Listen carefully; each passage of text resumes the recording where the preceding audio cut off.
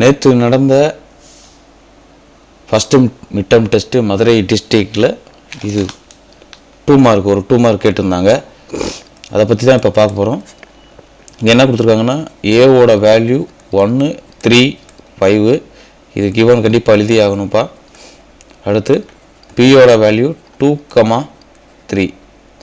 இப்போ நாம் என்னென்ன கண்டுபிடிக்கணும் அப்படின்னா ஏ கிராஸ் பி கண்டுபிடிக்கணும். அப்போ ஏவை நம்ம கண்டிப்பாக எழுதியே ஆகணும். 1 3 5 இன்ட்டு பி. பியோட வேல்யூ நமக்கு என்ன இருக்குது 2 3 இருக்கா. இப்போ இந்த ரெண்டையும் மல்டிப்ளிகேஷன் பண்ணும்போது இதையும் நாம் எழுதணும். 1 2 1 3. அடுத்து இந்த 3யை வச்சு இதை மல்டிப்ளிகேஷன் பண்ணணும். அப்போ 3 2 3 3 5 2 5 3 இவ்வளோதான். இது ஏ கிராஸ் பி. இதுலேயே பி கிராஸ் ஏவையும் எழுதணும். பியோட வேல்யூ என்ன 2 3 இன்ட்டு ஏவோட வேல்யூ 1 3 5. இப்போ இதை மல்டிப்ளிகேஷன் பண்ணணும் அப்படின்னா நமக்கு என்ன வரும் 2 1 2 3 2 5. அதே மாதிரி 3 1 3 3 3 5. அப்போ ஆன்சர் இதுதான்.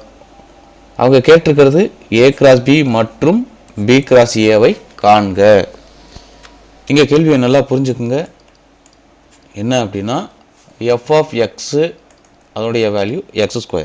அதாவது கிவனை கண்டிப்பாக நம்ம எழுதியே ஆகணும். அப்போ ஜி ஆஃப் எக்ஸ் அதோட வேல்யூ x - 2 அப்படின்னு கொடுத்துருக்குறாங்க. இங்கே நமக்கு என்ன ஃபைண்ட் பண்ணணும் நீட் டு ஃபைண்ட். அங்கே நமக்கு g of f of a equal to 1 அப்படிங்கிறத கொடுத்துருக்குறாங்க. இது கிவன். அப்போ நம்ம கண்டுபிடிக்க வேண்டியது இதுதான். ஜி ஆஃப் எஃப் ஆஃப் ஏ அதோட வேல்யூ 1 அப்படின்னா ஏவோட வேல்யூ என்ன. இப்போ ஜிக்குள்ளே கொண்டு நம்ம எஃப்ஐ சப்ஸ்டிட் பண்ணணும். ஜி இங்கே என்ன இருக்குது x - 2ன்னு இருக்குது இல்லையா.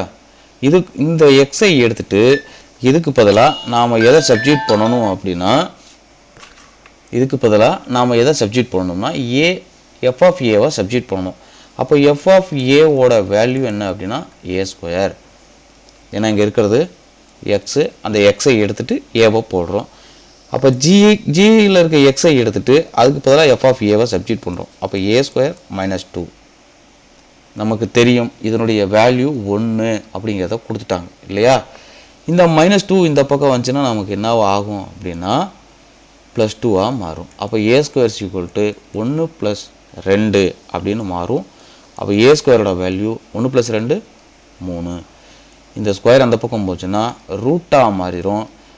எப்போவுமே நமக்கு ரூட்டாக மாறும்போது முன்னாடி ப்ளஸ் ஆர் மைனஸ் இது கண்டிப்பாக இருக்கணும். அப்போ ஏவோட வேல்யூ நமக்கு என்னவா இருக்குது அப்படின்னா +or-3 அப்படின்ற மாதிரி இருக்கிறது. போலாமா, அடுத்த சமுக்கு போலாமா.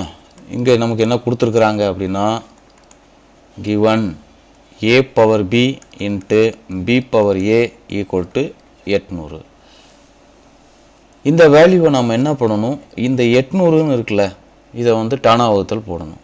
போடும்போது நமக்கு என்ன கிடைக்கும், இப்போ 2ஆல் போடுறோம் அப்படின்னா நமக்கு 400 அப்படின்னு கிடைக்கும். திருப்பி 2ஆல் போடலாமா 200 வருமா.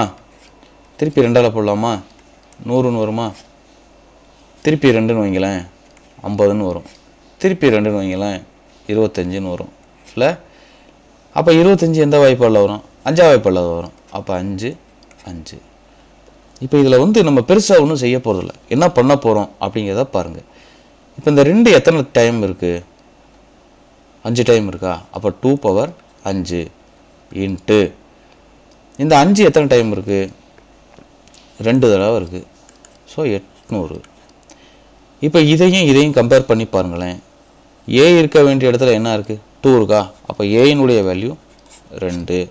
இங்கே பி இருக்க வேண்டிய இடத்துல என்ன இருக்குது 5ன்னு இருக்கா. அப்போ பியினுடைய வேல்யூ 5. அவ்வளோதான், முடிஞ்சது. அப்போ ஏ மற்றும் பியினுடைய வேல்யூ 2, 5 அப்படின்னு நம்ம இந்த கணக்கை முடிச்சிடணும். அவங்கவுங்க டீச்சர் சில ஸ்டெப்ஸ் எல்லாம் ஃபாலோ பண்ண சொல்லியிருப்பாங்க. அதை எப்படி நீங்கள் ஃபாலோ பண்ணுறீங்களோ அது மாதிரி ஃபாலோ பண்ணிக்கணும். இது ஷார்ட்டஸ்ட் ரூட்.